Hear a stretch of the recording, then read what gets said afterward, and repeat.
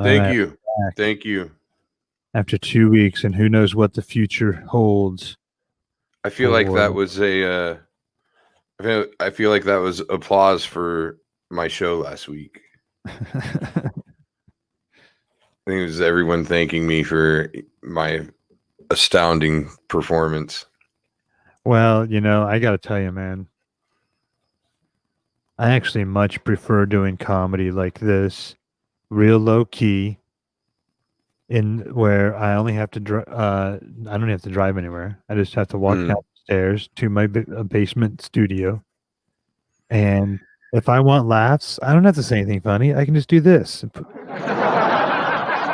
Thank you very much. All right, you guys are cool.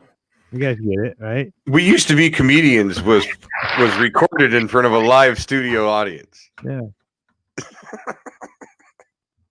I mean, I'm Who doing happens all to this, I'm who doing all happens this to to help keep people from dying. I'd rather just hear the recordings of people who have already died. This is dead people right there. That's a recording of dead people It right has there. to be, right? That had to have been done in like Years the ago. 40s. Long enough ago to make it royalty free, Mm-hmm. Like all of these sounds are the Which is like classic 70 years or something, isn't it? It's something like that. Oh, that's not. But how come Happy Birthdays? That was from the 1945 version of Pac-Man. How come Happy Birthday is still a thing? What do you mean? Like Happy Birthday supposedly still commands royalties. Yeah, I know. There's something where someone bought it. I don't know. I don't understand any of that. You're probably right. All that stuff is probably stuff that it's probably something. It's probably all stuff that's so old that people stop buying the rights to it. It is, or it's like legit publicly domain. Like, anyway, I can dig it. It was interesting though, Saturday night, because I was lucky that I had a show the week before was my first show. I had a Friday night the week before last. Yeah. Which already had an opener booked. I go get my money, do my hour, get my money, whatever. And I was very concerned doing an hour because I haven't performed since March. So I was really worried about remembering my shit and all that, but it was so weird. Like when I went on stage, and the opener was fine. Somewhere around the middle of his set, he like forgot a joke, like mid joke, and basically let that derail him forever. Like, like as soon as it happened, yeah, like he addressed it, and that was the thing. Like, a part of me going into that show was like, man, I wish I was the opener for this show. I'd feel much better if I was just opening this show and I didn't have any pressure or anything. Yeah. And that moment was the moment where I was glad I was headlining it, because I got to watch everything unfold and like see you. I mean, you kind of already knew what could go wrong, and you already kind of, had that stuff in your head. But then you actually, before you got up there, got to watch some things go wrong and watch how that person handled it and just make mental notes. Because like, what he did was when he forgot that joke, he called it out, which is fine. But like he addressed me, like I'm in the back of the room watching the show, and he fucks up and then goes like, oh man, this is hard, Bill. 6 months, blah blah blah, like addressing me, like almost, like almost like the he was more concerned about what I thought of him than what the crowd thought of him. Yeah, it's like this. It's like this thing where you play to the back of the room to look cool to the crowd. this It's I 100% what it is. so I'm gonna do my inside My joke. insight, like you go do the fucking, you go to an open mic that the same guys are at every week or 2 Yeah, weeks they or play whatever, together all the time. and then you go and then they're just doing all these inside jokes the Yeah, whole time, and you're like, how is this helping you be a comedian at all? that's not. Like, and yeah, it's helping It's their helping. ego amongst the fucking people that they see every week or two. Yeah, it's a coping mechanism for tanking. Exactly. And so this dude, he fucks that joke up, addresses me. Well, then his next move is to immediately go into the crowd. So Oh, he already fucked up. Boom, boom, right there. Like you just yeah. let the whole crowd know in no uncertain terms that you're fucked. You got nothing. Yeah, unless you're And good at crowd work, and that is your always been right. saving grace. But also, if you haven't, like, to me, I'm putting myself in the shoes of someone in the crowd, and maybe I'm wrong here, but I'm thinking to myself, like, now you're, by addressing me in the back of the room first, and then the next thing you do is immediately go, hey, what do you do for a living? Oh, it's wheels Like, off. you are letting the crowd know in no uncertain terms that you are completely fucked. And I don't care who you are. If you're a professional and you can't perform that job for 6 months, you need to at least be better than that. Oh, 100% agreed. So, like, you're sitting there as a crowd member going, okay, look, at this point, I don't care if you haven't performed for 6 months. Like, you should be good enough to fucking figure this out. Was this a guy you brought? No. Was this the guy at the? Was this the guy at my gig? At your gig? No. I did the whole show. I did the whole show at your gig. That's what I thought. Okay, this is your first one back. Yeah. This is the week before. Yeah. And this is what gave me the confidence to go ahead and do the whole show the next week. I had it in my head I was going to bring an opener, but after this show, I was like, I think it'll be fine. And so this guy does all this stuff. And so I was able to make those mental notes where, okay, which I was already going to do, but it just reinforced it, was like, okay, if I get stuck, if I, in the middle of a joke, if I fuck it up or whatever, don't fucking say shit. Just go on. Just move on to another bit. Like, that's right. Well, it's also, what I discovered is that the audience is very forgiving in general anyway. So you could even just go, oh, I fucked that up. Okay, let's try this. Yeah, and they'll love you for it. Yeah. But when you go, oh man, this is hard, and then go, hey, what do you do for a living? And then you have nothing when that guy says what he does for a living. Yeah. Like, fucking stop it. Yep. And the thing that I noticed more than anything, and it was probably what happened to him, when you have a long time off like that, I mean, there's only been, I've probably had, I don't know, maybe I've gone a month without doing a show over the last 15 years. Maybe I've gone like a month without doing anything a few different times. But like, what I notice is when you're rusty, you don't really fuck up jokes as much as you fuck up like the little tags that you have in there. Yeah. Like, you don't really fuck up your setup and punchline. You fuck up all those other laugh lines. Yeah. Those are the ones you forget. Well, the crowd doesn't fucking know that. So get to the punchline. They don't know really any of it anyway. Right. Know the punchline.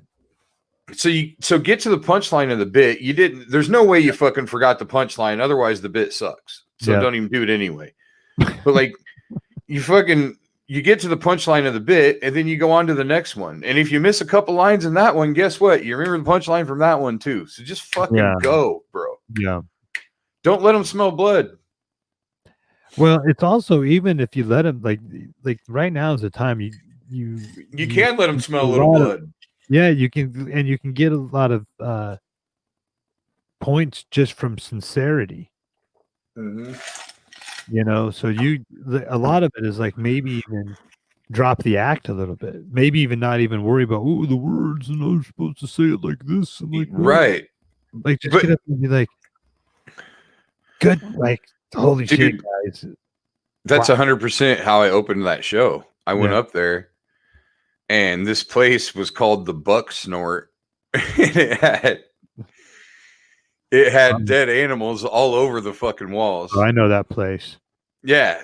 And in Lamar. they the way they told the bathrooms apart was they had a boar's ass mounted above the men's bathroom and like a fawn ass mounted above the women's bathroom. Nice. So I get up on stage, and the first thing I said was like, I was talking about how I just went through a divorce and stuff. And I was like, man, you guys are lucky this show didn't happen a month ago, because if it did, that thing above the bathroom door was getting fucked.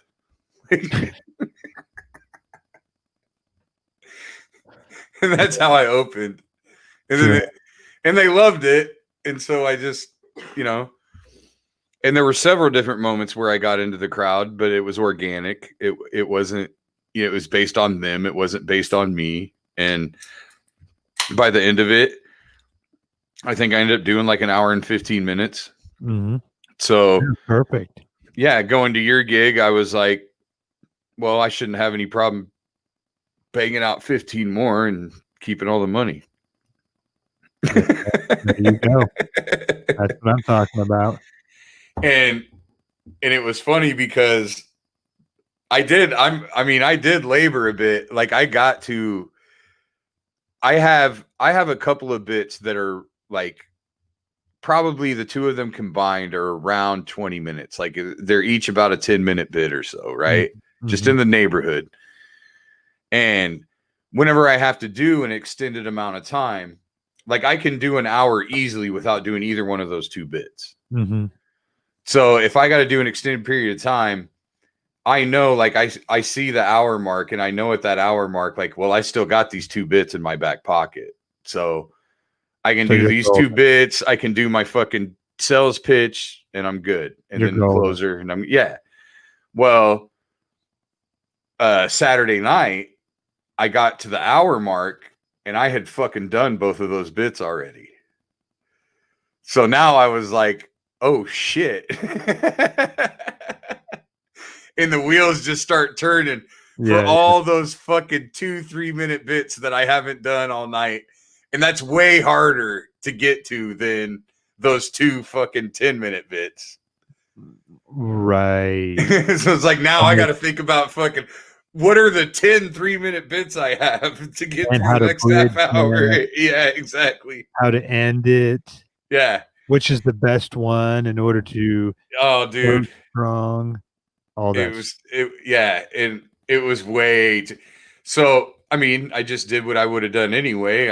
I thought of the next, I just thought of a bit I hadn't done yet, and I yeah. did it. And then another one, because that's the beauty of it. If you trust yourself and you trust the tools that you have and you've been around long enough, you know that in the process of all you don't need to think of all 30 minutes at once. You just need to think of the next one. Because while you're doing the next one, the one after that's gonna pop into your head Mm. during that process. Yeah, yeah. I would just think, "What am I gonna end? How am I gonna end?" And then however I got there would be a mystery. And the other way that I would do it is I would think that when I wrote these bits, I first went on stage with nothing but the premise, Exactly. and I goofed around, And they and became awesome after and 4 or 5 times. yeah, yeah, it became awesome after 4 or 5 times, and so if I'm not remembering all the little tags, like, you're right, you forget all the little tags, all the little nuances, all the little, like, maybe that facial expression that you came up with that gets that one more At just the right at just time. the right time, all Yeah. that stuff, the extra little move. Uh-huh. And all those silly dumb things, right? So you might And it's forget. because they kill one time. You do them like naturally one time and they kill, so you commit them to memory. That's right. But then 6 months goes by and that shit isn't there It's anymore. not there anymore. But something else emerges because that thing Exactly. emerged at a time when you didn't have it, and so something else Right. emerges, and then later on, then it's like, "Oh, remember when I," and now you've got 4 because Yeah. you forgot about the 2, you replaced it with 2, then you remember the old 2, and now you got 4. It just really comes down to trusting yourself that you think funny. Yeah, And for you can look at every, I mean, you can apply that to conversations like when I'm at Fong's delivering pizzas and I'm in the back in the kitchen with all the dudes making the pizzas and shit. There's a lot of dark humor going on, a lot of locker room talk type shit. And for I will sure. I will always and I'll notice myself like I'll just say the first fucking horrible thing or whatever that pops into my head. And it's just like it's just knowing that you think funny. Yeah, yeah. It's also knowing that who gives a shit. Yeah, yeah. Well, Like like like, this if you dude the other if you night, tank, you just go, "So what? So what?" this dude the other night, he was talking about how he is working on he's working out now. He's started to, maybe for the last month, he's been working out and he runs on the treadmill every day. And he was Okay. talking about, I've really, I've been working on my running, this week, and I'm trying to get to a 10-minute mile or something like that. And I was like, well, what I think you should really be working on is what you're running from emotionally.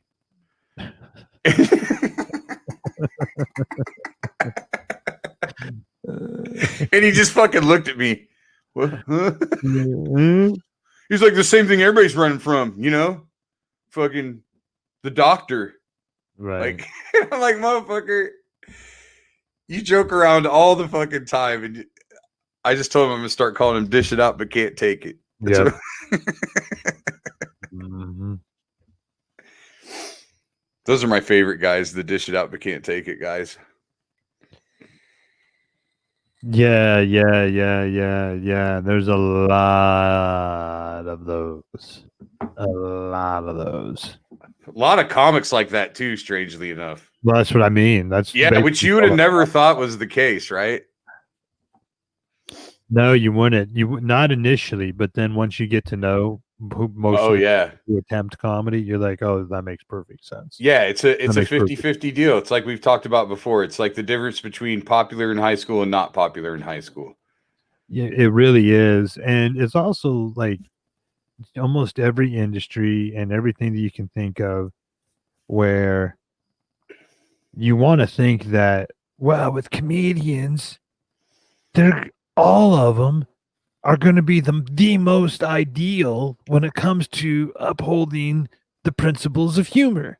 They're Mm-hmm. all gonna be able to dish it out and take it. You're always witty in every single Yeah. documentary. You've always got a one-liner in your hip pocket ready to Yeah, go. yeah. Even Ready to go. if right, even if you just found, like, the most crushing news that your entire tour schedule was completely canceled out and you have no income for 6 months, but, hey, you're getting plenty of material out of this COVID. How many times have you heard that? Look on the bright side, you're getting a lot of stuff out of it. Fuck you. Yeah. I'm not getting paid for any of it. None of it No matters. kid and nowhere to really do it. Yeah. Nowhere to really do it. Yeah, you're right. Thank God. Thank God I have this great material I could tell A myself in the a mirror after statement all this fucking. right, that I can do on a Zoom call. In hope that the one person I'm talking to laughs at it. Yeah. Yeah, this is Billy. No, no, no, no, Billy. I got a great series of 4 taglines that are going to result in extra smiley face emojis on the screen when we do on the Facebook Live video. I What keep are they? dead people. I got dead people. That's my new secret weapon. Fuck trying to remember jokes. I just got dead people to back me up. They laugh at everything. They're everywhere. Laugh, dead people laugh. There's one standing outside my window right now.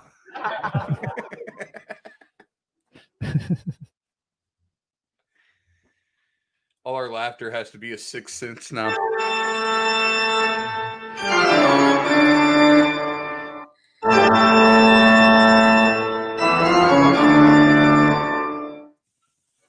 I see dead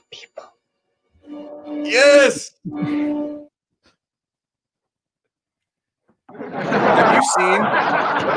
Have you seen? Have you seen that fucking dude now? Haley Joel Osment. Yeah, no, I saw him in the movie where he redoes the part, but he's like as an older kid. And What? so What movie is that? no, and so like where he's Bruce Willis is the same superhero that he was, but it's older, and he has to Oh, you're go. talking about the Mr. Glass? Yes, That was good. yeah. He I was thought in that, wasn't he? I I didn't even. really like that one. I do too. Dude, I will watch I anything that hated M Night Shyamalan Ding Dong makes, dude. I will fucking I will if that dude made it, I will give it a chance. Cause me too. he blows my mind, even on movies that don't end up being really popular. Mm-hmm. He just makes the best, like he makes the best goosebump type movies. Just like there's not all these horribly jump scare type things, but everything just kind of makes you go, oh fucking shit. Yeah. Like Mm-hmm. did Mm-hmm. you see The Visit The Visit. where the kids go visit their grandparents? No. Oh my fucking god, dude. You gotta watch that shit. The Visit. Is that an M. Night Shyamalan Ding Dong one? Yeah. It's Okay. bananas, dude. All right. Yeah, you gotta watch it. It's Okay. great. The only one that I've only ever really been kind of sour on was the lady in the water one or whatever the fuck that was. The Lady in the Water. Oh yeah. Yeah, there's like this bitch is like a fucking mermaid that lives in the pool in an apartment complex or something. I don't know. It's fucking Oh yeah. I think I I skipped over that one too. yeah, I couldn't really. I think it has Paul Giamatti in it or something. Oh yeah. No, I think I did see that one. Yeah, it's not that great. I wanted to see it because I liked Paul Giamatti. Yeah, I love that guy. But yeah, I mean that dude's movies. But Mhm. tell me, Haley Joel Osment, seeing him didn't blow your mind, like as an But adult. I had someone else in mind. I thought it was the other kid from when Bruce Willis was the superhero and he had the son in that Oh, movie. his son. Yeah. Yeah, but the one you're talking about is Bruce Willis is the dead. Spoiler alert from a movie that came out 25 years. Yeah. There's the kid in that movie. It's not his son. It's just the kid that sees the dead people. It's this kid. Yeah, that's Haley Joel Osment. Yeah. So you haven't seen him as an adult, Maybe. Let me see if I can dude. look it up. He's probably. I bet he's about 5'4" and weighs fucking 290. What's his name? Haley Joel Osment. I always like this. What do they look like now? Haley Joel Osment. Oh, he came up right away, dude. Yeah. Heard you. Yeah. This dude's a porker. For real. Or he kind of looks like one. All right. Uh he looks like a pedophile shop teacher that died really young. Like he wears a jacket to school because he has to, with Yeah. the elbow pads on it. I'm gonna try some here. See if I can do this. See if you can do the screen share. Yeah, I think I can. Bang.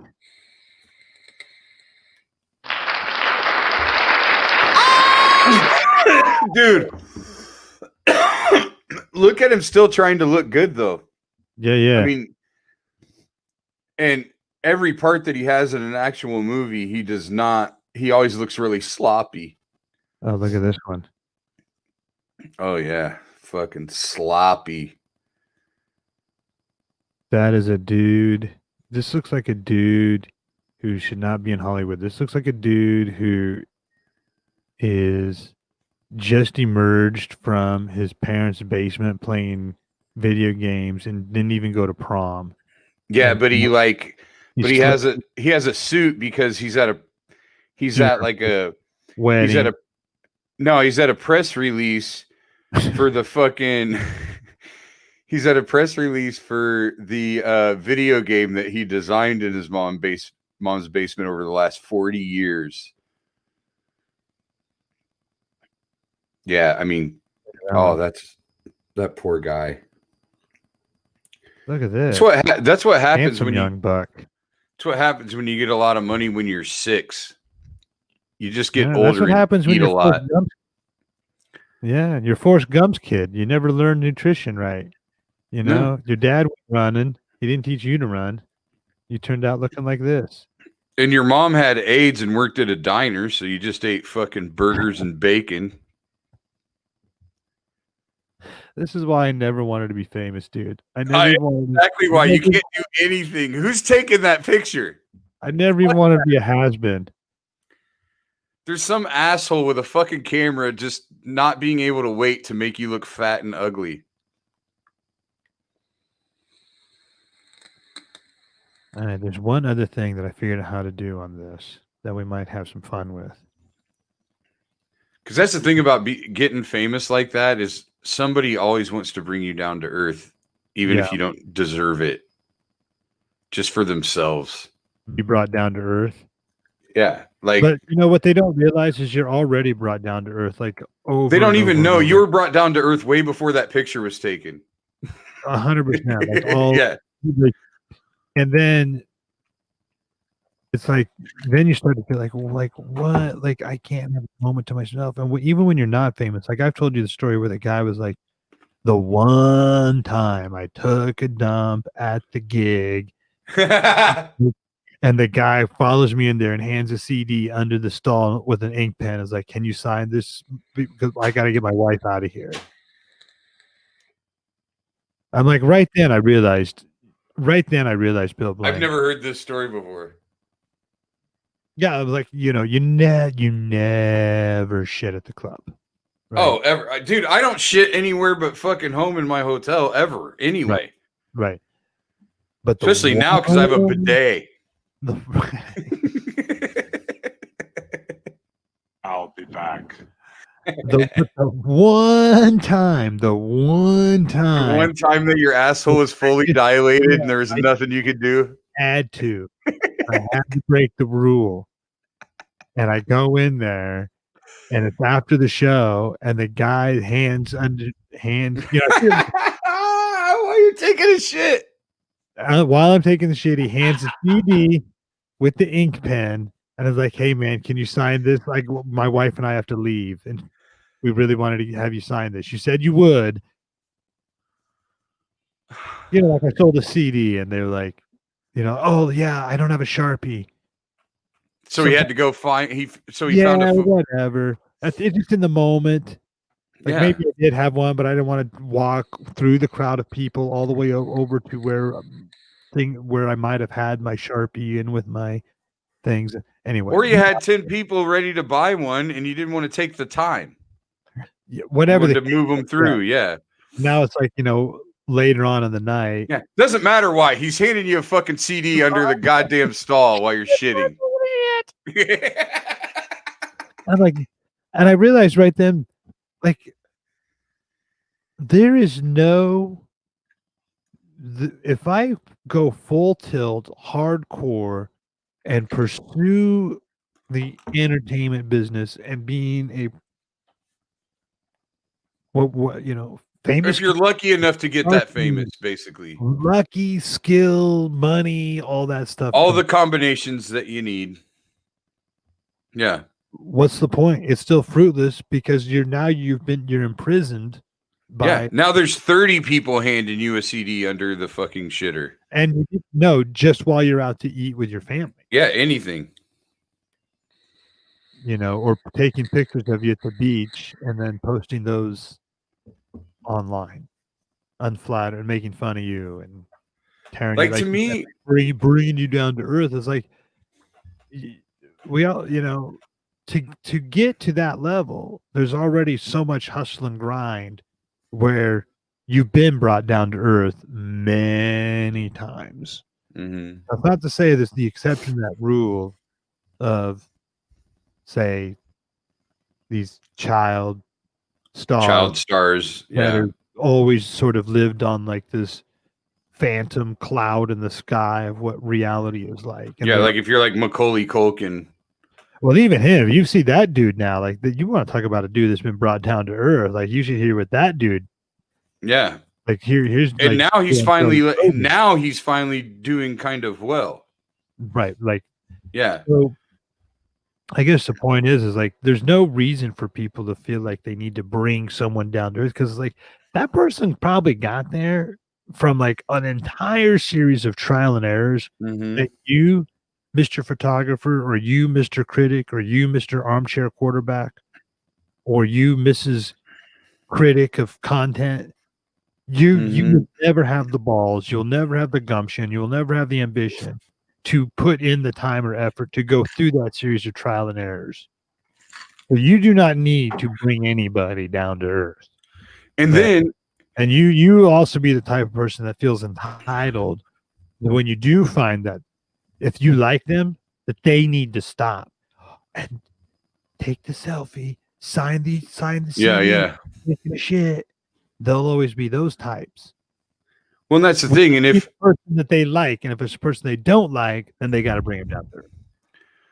well, and not to mention, if you never actually get, so to speak, brought down to earth, Right. and you remain on that plateau, Yeah. what's your reward?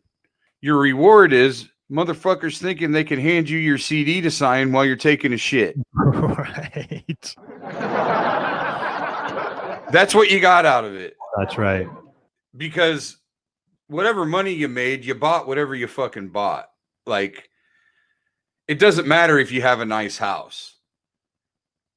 Like, you don't get to, they expect you to say to yourself, well, I live in a mansion in Beverly Hills and I have a whole bunch of cars. So Yeah. I guess I signed up for this. Never mind. Here you go. I mean, Yeah. Well, it also might be a reason why they have a whole bunch of cars. You know, you got to do something with that cash. You're not going to just not take it. no, And you're not gonna yeah, just of store it under course. the mattress. Yeah, and then when you get to a certain level, when you're making money like that, you actually have to spend it on shit so that it doesn't all get it taken away from you at the end of the year. Right. You put it into something like like Jay Leno has his car collection, Mm-hmm. but it's probably it's not it's stuff But that it's an he investment. His car collection's an investment. and he has a passion about it. Right. Like He's in not other buying words, a bunch of cars that depreciate half when you drive them off the lot. He's buying cars that actually appreciate. that right, exactly. Exactly. Which anybody could do, even if you weren't Jay Leno, by the way. I used to work for a guy that had all kinds of fucking high dollar cars. Oh, Fucking really? Maserati, a Lamborghini, Porsche, fucking you name it, and he'd buy them and then sell them and buy them and sell them. He wasn't smart enough to do it the right way. He just did it so that he looked rich. Mm-hmm. But like, he could have done it better. He was he flipped cars. Mhm. In a way. In a way. Mm-hmm. But what he ended up doing was trying to recoup losses. He wasn't really making anything. Oh. Mm-hmm. You know what I mean? Mm-hmm. But had he been, he's one of those guys that he was like Yo MTV Cribs fucking rich. He can make it look like he's really rich because he could report certain amounts of income and had a certain credit score and shit like that. Yeah. But really all he was doing is trying to catch up all the time. Right. You actually want to do it the reverse. Exactly. You want to be ahead of the game. Exactly. But make it look like you ain't got shit. Exactly. Fucking 100%, dude. That's the way I do it. Like my first ex-wife, my first ex-wife, her grandpa, she was raised by her grandparents, and her grandpa always owned like an excavating business. So he always had like a shop and had excavating equipment and dirt piles and all that kind of shit, right? And now he's in his 80s, and when I first met her grandparents, I went to dinner at their apartment. They lived in a fucking apartment, just a 2-bedroom apartment on the south side of Des Moines. And now I'm hearing about all this fucking property the dude has that they're trying to figure out what to do, sell off and what not and all that. And I'm like, yeah, he had all this property. Why was he living in this shitty little apartment? And then I was like, oh, because he's fucking smart. That's why. Don't drop that dirk. Hey, don't drop that dirk. Well, and I didn't want to believe that he was smart because the first time I met him, he said some really racist shit that was so blatantly racist that I laughed. Yeah. And of course, when I laughed, he thought I was agreeing with him. Right. So he's like, "Oh, I like this guy." And I'm just going, "No, I mean, I'm laughing because you're a fucking idiot." yeah. And I'm sitting here going, "How is this fucking idiot smart enough to do all this financial shit?" Well, they those two things that you're dumb about are not necessarily. They're not mutually exclusive, yeah. Or they are, or whatever. It can But be yeah. mutually exclusive. Yeah. All you gotta do is be smart about the right thing. Right. Well, they're both being smart about the right. I mean, both are right. Like you want to be smart about the right thing. So both of those are right things to be smart about. Like in other words, you definitely want to be smart financially, but you absolutely want to be smart when it comes to racial issues. Yeah. Which he wasn't. Right. Don't But drop that dirk. but thankfully Dirk. thankfully in this country you can be a regular white guy and not be smart about racial issues and still have a pretty happy life. Yeah. But the reverse isn't necessarily true. The reverse is true. You can be smart about and have a completely miserable life.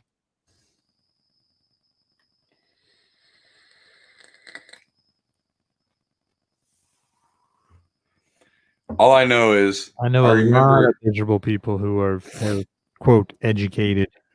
Oh yeah. And they are miserable. And I used to the resentment that I find that there's built up because of years where they thought that they were doing the right thing by educating themselves, and they're educating themselves in this wrong direction, playing the wrong game, using the wrong strategies. And then they get all resentful and bitter and angry at the whole world. And it's like, you just played the game wrong. And I know you thought you were playing it right. I know you did what you thought. Yeah, that's why they're mad. Like, I did all the stuff I was supposed to do.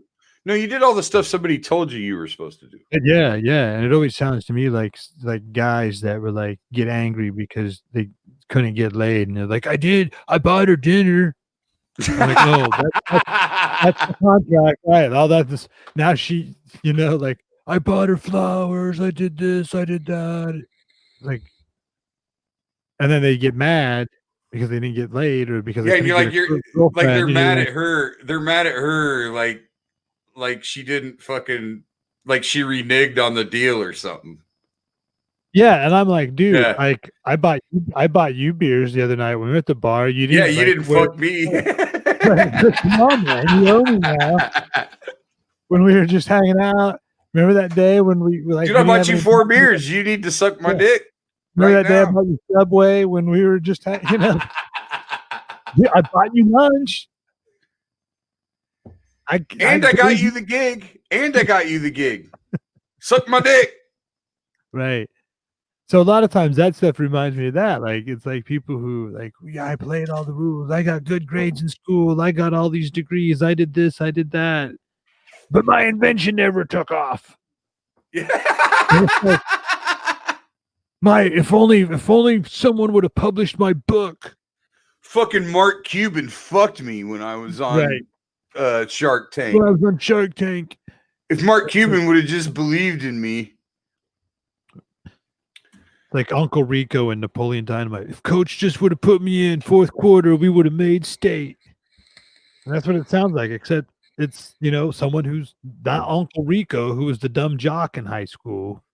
It's someone who has a PhD. Dude, I just had I know a lot of people.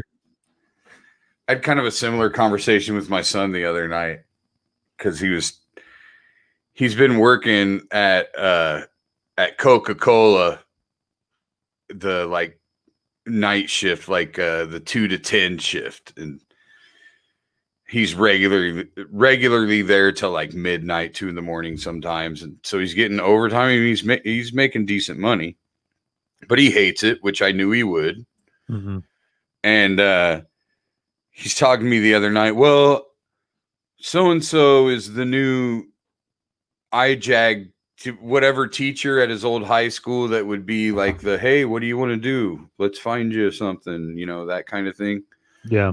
And then he's like, so I'm going to get a hold of him and see because he's basically telling me he wants to find a different job, So he's like, I'm going to get a hold of him and see whatever. And then he goes, I'm also going to call so-and-so and see. And I go, dude, could you maybe just one time, like, do this for yourself? Like, could you just think about companies or jobs that might be kind of cool and fucking Google them and go to their website and apply? Like, why do you need someone else to do this for you all the time? No, you don't. No, I mean, it's not that he needs it. It's that he wants someone else to do the fucking legwork. But yeah. And where that comes into play is like, let's say you do the first part, the legwork. You Google the place you want to work, and they go, well, is there somebody that you can refer us to that will say you did a good job, a reference? Now you go to now you do that. Yeah. But what he's trying to do is get someone else to do the research for him and Google the websites for him and do all the stuff for him. Mm-hmm, mm-hmm. Reminds me of comedians. Yeah. Yeah. And there's a huge part of that comes into play when I'm having this conversation with him. Like I have to kind of check myself because it gets me into this mode to where I was having those conversations with open micers and shit where I wanted to strangle motherfuckers,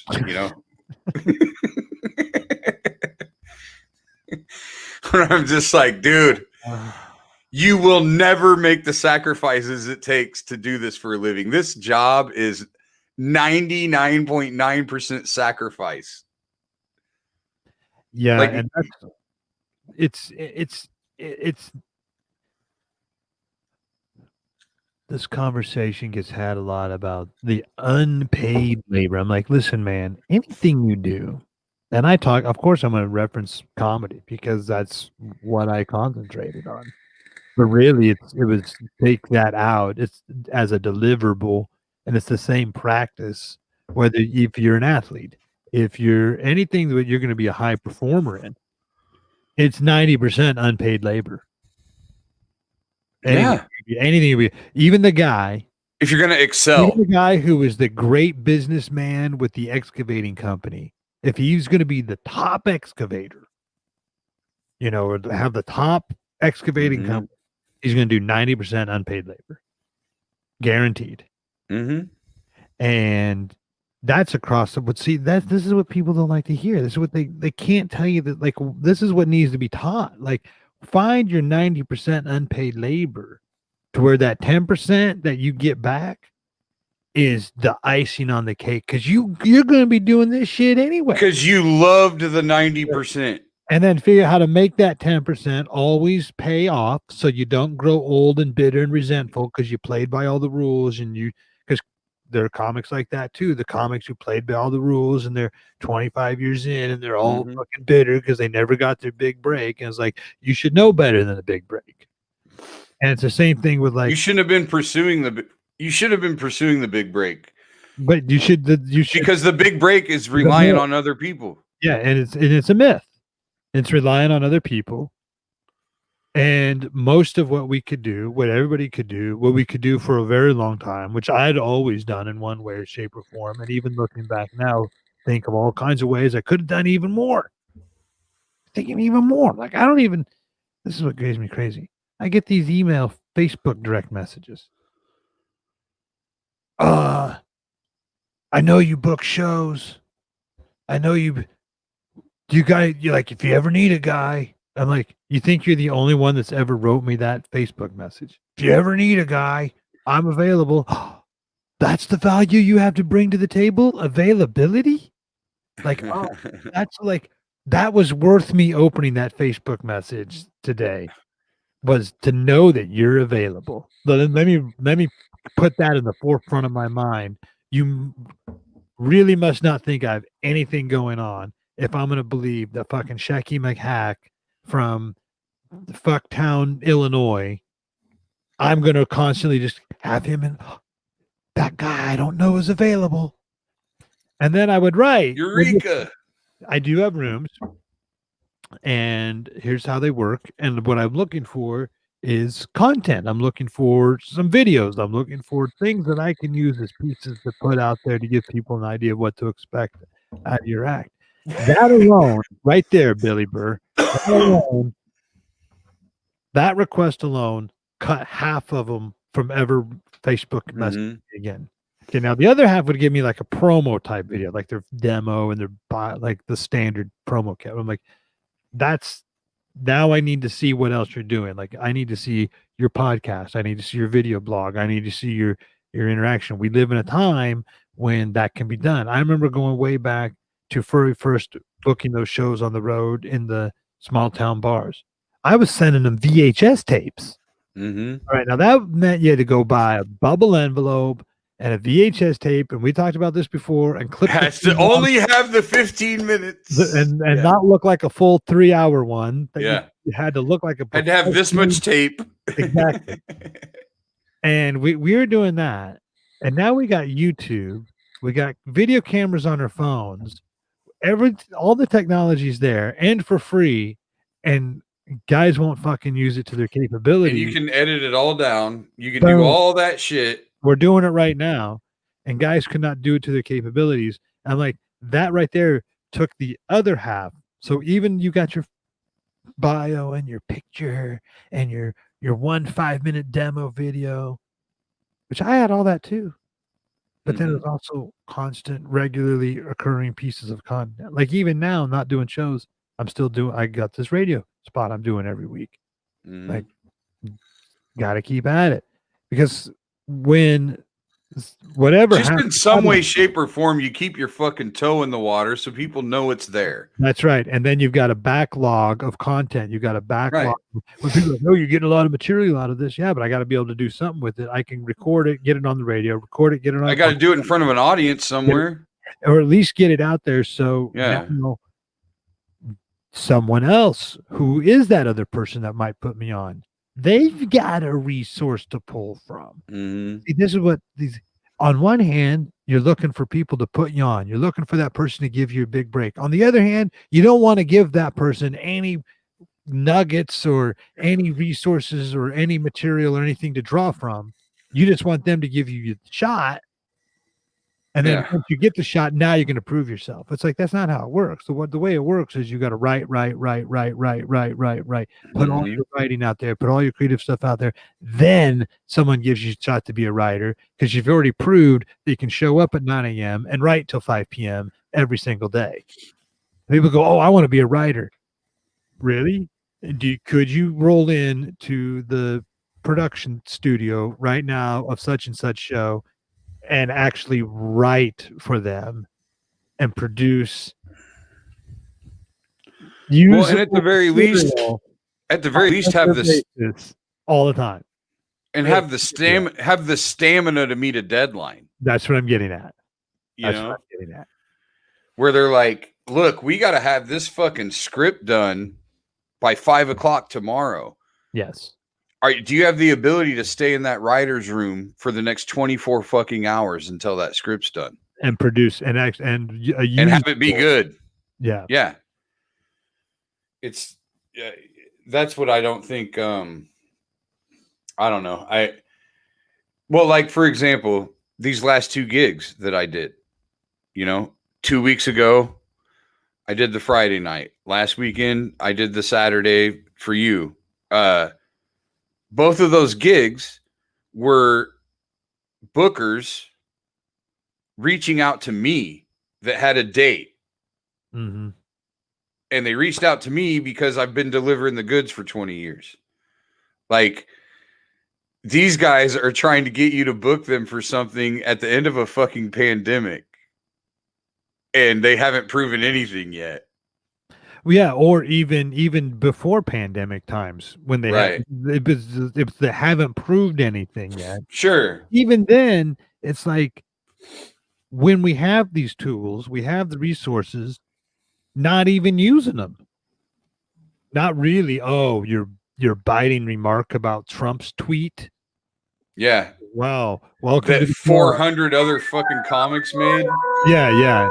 Right. Like, oh, and because you got traction on your social media feed over your political hot take, you got a whole bunch of likes on that. That somehow, in fact, that actually might detract now from me booking you because the place that I'm sending you to, I don't It's care. full of fucking Trump supporters. I don't care. The ticket buyers. The ticket buyers. That's all I care about. It's like Michael Jordan said, Republicans buy shoes too. Yes. They buy t-shirts. They buy you drinks. Yeah. And that's why when I do political stuff, if I do anything political, I walk right down the center. You walk right down the center. And any statement that you want to make while you're walking down that center, you can make as long as you're making it, or at least the same type of statement about each side. And you're just making fun of both of them. Yeah. All the way down that line, then you're good. You could be. And that's what I would do when I would do political. But what I ran into lately is that being in the center in a comedy show, it's different. Yeah. But like being in the center on Facebook, you're fucked. You're an asshole. Everybody hates you. You're wasting your vote. You're wasting your fucking time. You're wasting every fucking thing because the stakes are too high right now. Yeah. When the fuck are the stakes ever not too high? Has there ever been a goddamn election in the history of our lives where both fucking candidates were trying to convince you that we're all going to die if you elect the other person? It's always been that way. I watched the fucking debate between Geraldine fucking whatever the fuck her name was. Geraldine Farrar, that was Mondale's gonna be Mondale's vice president. Yep. And George Bush Sr. Yep. I watched their debate. Mm-hmm. Like from the 80s. Mm-hmm. The stakes are too high. We're all gonna fucking die. I mean, it was the same exact shit. Yep. Same exact shit. Yeah, they've had that dialed in for years. They wrote books about it. Yeah, and the only difference now is you see it every fucking day on your social media. Right. It's back then, you only saw that shit if you tuned into it. Mm-hmm. If you chose to tune into it, you saw it. And then if you chose to watch the news, if you didn't see it, you saw the highlights of it. But you got the gist of it. Oh, fuck. We're all going to die if we elect fucking Walter Mondale. We're fucked. So you better vote for the fucking Western actor. Yeah. I mean, I look back at Back to the Future. There's a fucking brilliant scene in Back to the Future that I don't know that too many people have ever even noticed or brought up. Hey, motherfucker. But if you remember Back to the Future, when Marty McFly finds Doc Brown in the 50s, and goes to his house and explains all the shit to him, and he goes, "Oh my God, I hit my head on the toilet last night, and I drew this and all that." And he hooks the camera up and shows him like Ronald Reagan, getting elected, and he's going in the 50s. He's going, "This is a fucking movie star right now. This is a Western movie star. And he goes, good pull. And he's like, so Doc Brown says to him at one point, well, no wonder you elected an actor as president. They have to look good on TV. That's right. This is fucking 1985, dude. Yeah. It's been the same shit our whole lives, and people act like it hasn't. It drives me up the wall. Ditto. Me too. And I remember reading this book written in the early 90s, which at that time, you know, I was like 19, 20-year old kid, not even that old. And it completely blew my mind. It's called Amusing Ourselves to Death. And there's another one called How to Watch TV News. They're both written by a guy named Neil Postman. And he basically broke, like, I always thought that, like looking now, it's obvious, right? That was yeah. But at the time, it was like this major revelation. It was like, the news is not actually the news. The news is actually entertainment. The news is bullshit. And then it tells a story about how the news came up, where like it was the lowest rated programming on the entire network or the entire satellite location. What are those called? The affiliate locations, all this stuff, right? The affiliate channel, the lowest ratings. And what they started doing was figuring out ways to get the ratings up. And the one thing that they noticed always got good ratings was the weather. Why? Because it was always changing. Because everybody wanted to know. Yeah. Everyone wanted to know. It always had like ramifications. It's usually, especially like it was severe inclement weather. And then that's when they, because up the news up to a certain point, it was very much cut and dry, very much like, well, just these are the facts of the day. Like, the government's always been in control of it in one way or another, like saying what you can or cannot talk about publicly, releasing 100%. The information comes from the anyway, blah, blah, blah, to act like, oh, it's a conspiracy. It's like, not a conspiracy. It's just the way they do it. But dude, no, I've got a great story that completely encompasses that. So, before I started dating my current ex-wife, I dated a girl for a pretty short period of time that was a producer at Channel 8 News. Mm-hmm. And she had to work at she worked at like 4 in the morning until after the noon news broadcast. Yeah. And at the time, there was a missing person that went missing from Ames at Iowa State. It was a sophomore. It was a dude, and they found him in a swimming pool, like under the tarp. Like the swimming pool was tarped, mm-hmm. and they found him in the swimming pool, like under that, right? Round. Mm-hmm. And that's how they reported it on the news. They found the guy's body, whatever, right? Well, she tells me that not only did they find his body under that tarp, his hands were bound behind his back. And there were a couple other details that made the shit look serial killer-ish, right? Yeah. They weren't allowed to report any of that. Really? Yeah. So basically, the news sources, the news channels and the media and all that, they will go report, like they have a police scanner, and they'll hear it. Cops are responding to this thing, and they'll go. Well, the cops will basically say to them, if you report this and this and this, we will no longer give you information. Really?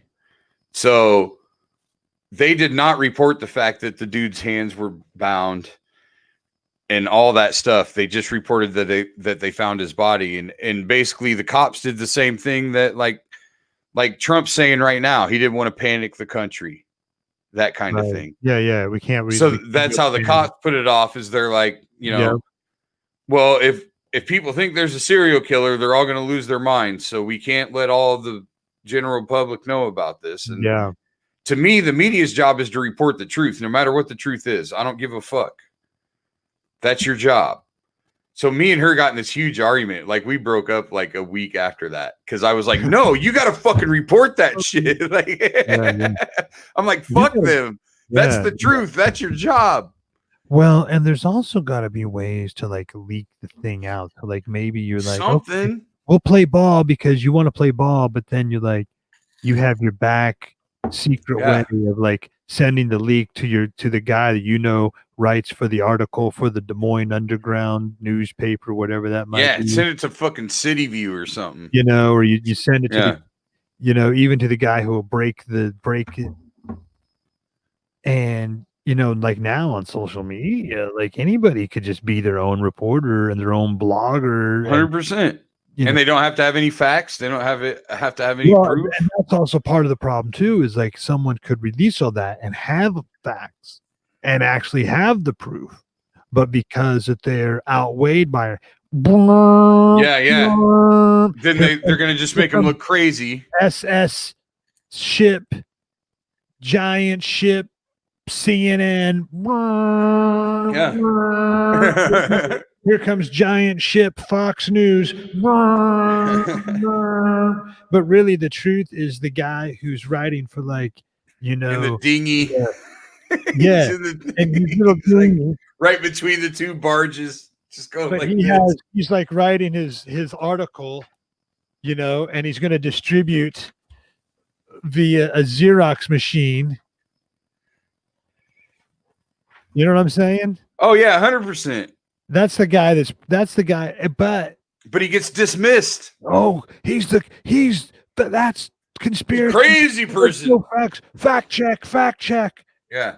And then you link the fact check, and the fact check is to some bullshit like Breitbart.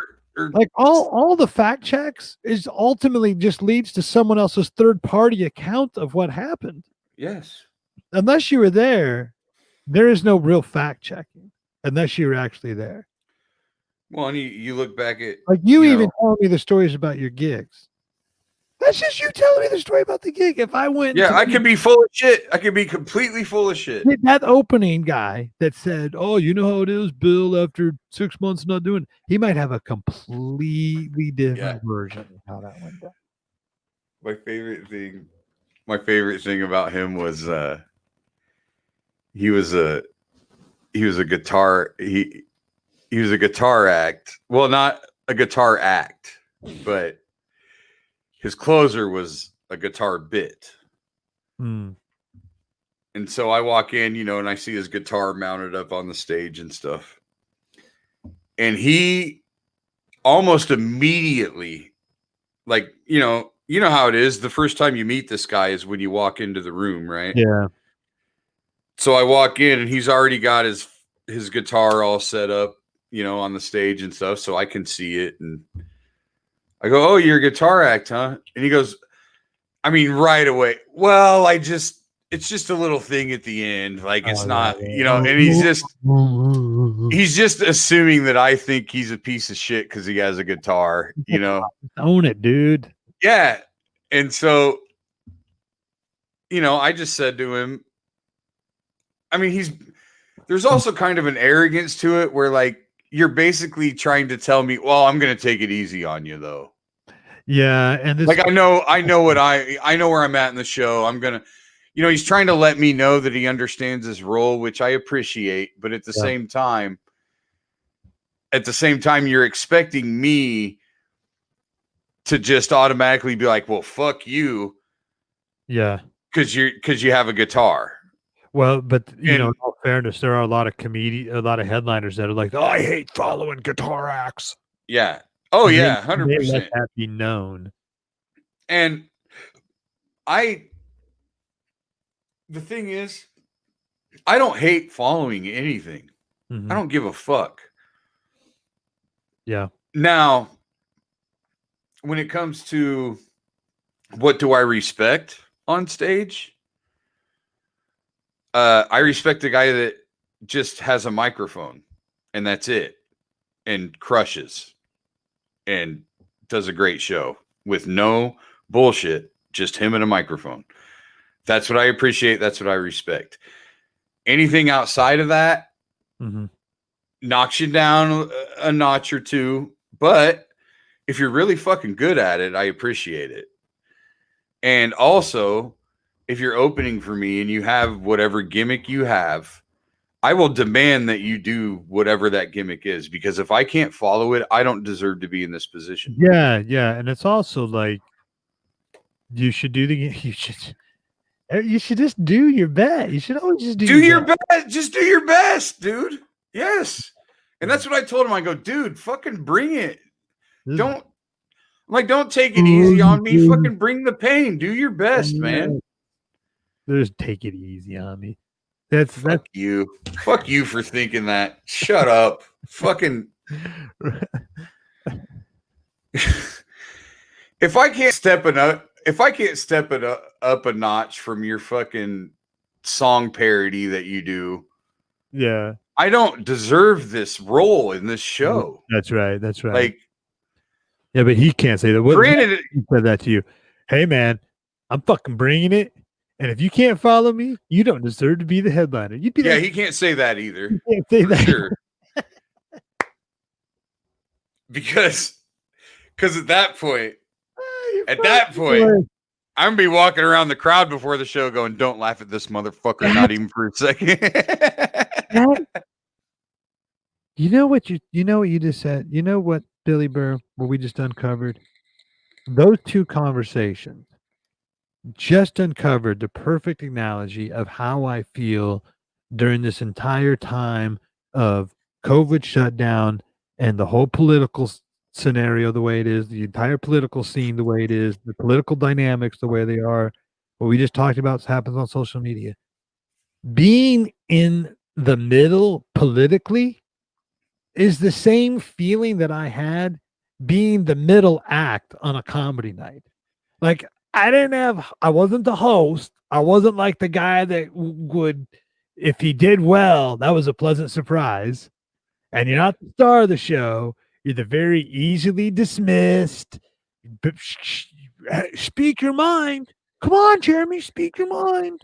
As long as it agrees with the thing that I want it to be. So you can't say, oh, I'll take it easy on you. You also can't say, I'm bringing the goods, motherfucker. No. Both are wrong. So you're left with no conversation whatsoever. You just fucking do your shit. Keep your mouth shut and just do your best. Just do your shit. And that's how I feel right now. In the whole political scenario, I feel like the middle act is the same as being in the middle in politics. You just got to shut up, keep trudging forward. And it can be a fucking sweet spot. It can be a sweet spot. It can be a great sweet spot.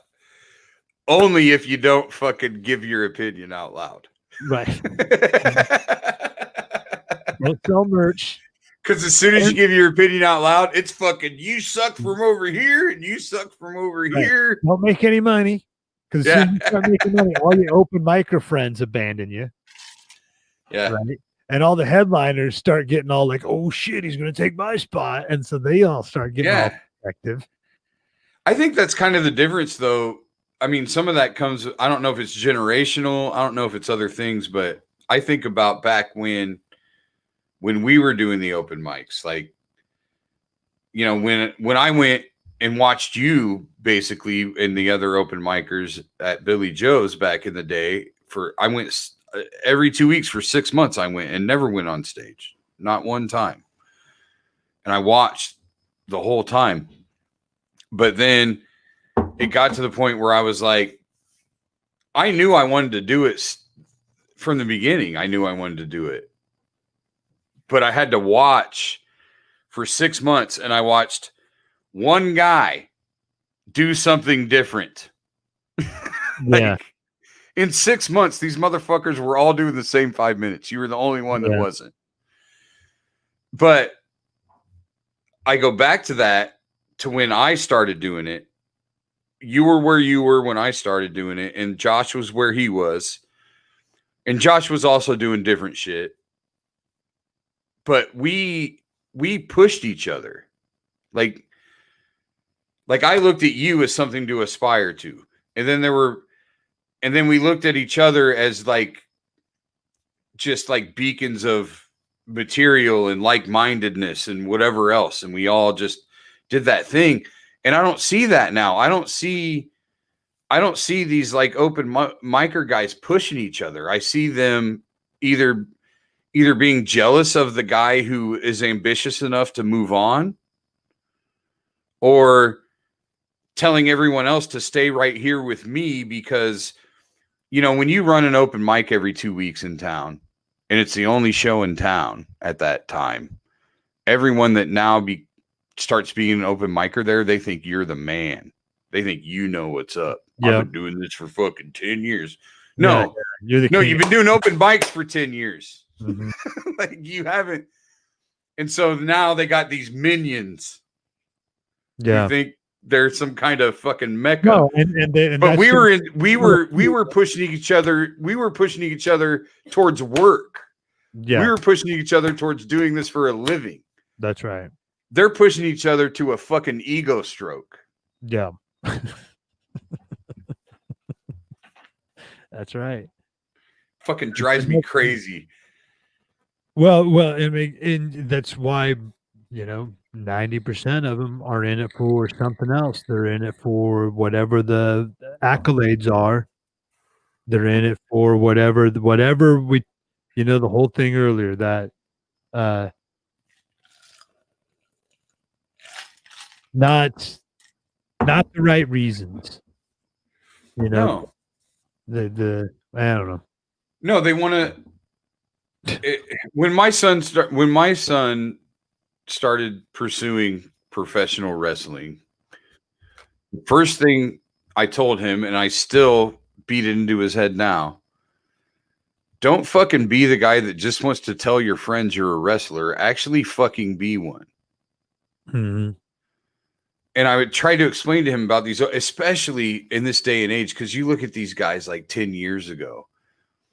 Those guys were tech savvy. They were like, they were able to make a cool poster for whatever fucking event they were doing, Mm-hmm. because they were graphic designers and whatever else. We never had that. Like, we were all word of mouth. Yeah. Kind of period, point blank. Well, now these dudes can make a cool poster and share it on social media, and they have people congratulating them. Yeah. Or like the Stoner Theater. That doesn't necessarily put butts in seats. No. They have a cool poster. In fact, Yeah. And then they go, "What a great show!" And they post pictures of the show. Not be in seats. They post pictures of the show, and there's empty tables everywhere. Yeah, exactly. And it's like, why would you post that, first of all? Mm-hmm. But because of the poster, all their fucking Facebook friends are going, "Oh, congratulations, you're doing great. Good for you." Another great example is the Stoner Theater, which is the other theater in the Civic Center. Yeah. I don't know if you know about that theater. I'm sure you do. Mm-hmm. The Stoner Theater, the stage is basically the floor, and the seats go up. Yeah. Right. Mm-hmm. Well, anybody can pay them $500 to do a show there. Yeah. You pay hall rental. You can do a show. And then you sell tickets, and if you make over $500, that's your profit, right? Yeah, that was a plan that I was actually had enacted. And so people will do this, and then they'll drive by the Civic Center, because once you book that show, Mm-hmm. you give the Civic Center people and all that stuff. I mean, once you pay the money, sorry, not once you book the show, once you pay the money, you give them all your stuff. Mm-hmm. And then when you drive by the Civic Center and they have the scrolling fucking digital scoreboard looking thing, all of a sudden it's Bill Blank, October 5th, Stoner Theater. Hell yeah. And then you take a picture of that on the thing and you post it on your social media, and everybody's congratulating you because you're at work in the Civic Center. Hell yeah. I'd do that. Motherfucker. I would do that. Because you would do it, but people would show up. Right. You'd fucking sell tickets. You'd also get $20 worth. You know, I'd bring Bill Blank, I'd bring Josh Alden, I'd bring the Top Guns. We'd It'd all be a come up fucking crazy. party. We'd all do shots at the end. We'd do a roast. We would do crowd work. We would do guitar. We would do it all. We would do every single. See, that's part of it. If you watch like these guys, what do you watch? What's this? The Dave Attell and Jeffrey Ross team. Oh, the mic bump thing? Yes. Oh, it's fucking great. And they didn't follow the rules. No. They're on stage at the same time. They're doing crowd work. There's one part. Jeffrey Ross is just doing stuff with nunchucks. Yeah. That to me was what comedy's always supposed to be. Like if you're good at guitar, do the guitar. It's like us fucking around for an audience. Exactly. If you're good at ironing clothes, bring the ironing board and the clothes on stage and make that into a bit. Like any little thing that you can do as a talent to somehow get the If you're good at cutting hair, put on Rod Sickler's fucking Hot Winter Nights, whatever. Because it's all for the entertainment. Yes. Of the crowd. But it's an extravaganza. Yes, making an extravaganza. Anyway. But you got to deliver the goods. That's how to be funny, people. And if all else fails, dead people will be there to save the day. That's right. All right. That's my favorite, dude. The Cosby Show is filmed in front of a live studio audience, and it's that fucking laugh track right there every single bit. There's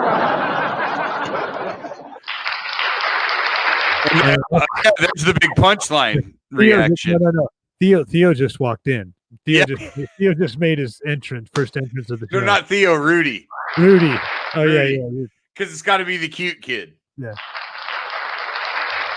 And then they do the fucking Ray Charles lip sync bit for fucking Cliff's parents. And yeah. Oh, this is... Now Jimmy Fallon has something to do for the rest of his life. Who ate the birthday cake? And she's got like cake on her face. Like, what cake? Was it me?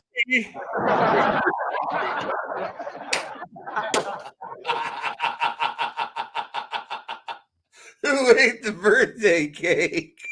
Not me. That's fucking hilarious. Can I do that? Oh, he said his catchphrase. Can I do that? Oh yeah, us in the studio audience, we really love it when he does that.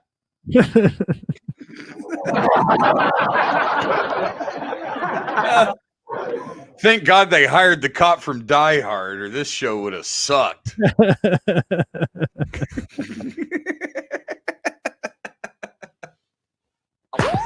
Can you believe that whole fucking stupid sitcom was based on Carl Winslow? The fucking Twinkie eating cop from Die Hard. What is?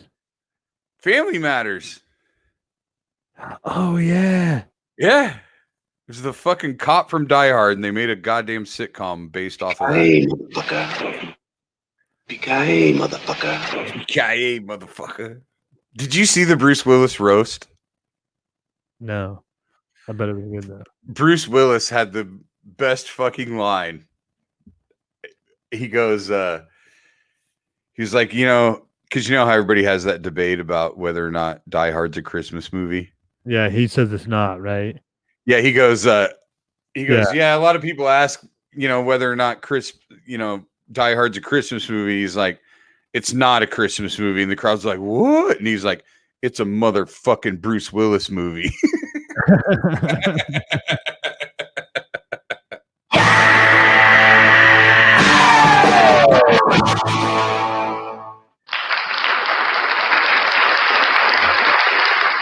I thought that was perfect. I thought it was brilliant. That is brilliant. And it's so blatant egotistical. I love that kind of comedy. All right, man. Let's wrap it up, dude. What do you say? Yeah. I gotta get Sounds good to me. Bill Blank, the mighty Dog, Jeremy Danley. Love you, love your show. Here to tell you how to be funny. That's right. When you're just hanging out. I think a lot of famous comics should watch this and take some lessons. Because they obviously need our advice. You hear that, Joe Rogan? Yeah. You can learn fucking tune in. Tune in. You want to see the real shit. All right. Love you, brother. See you next time.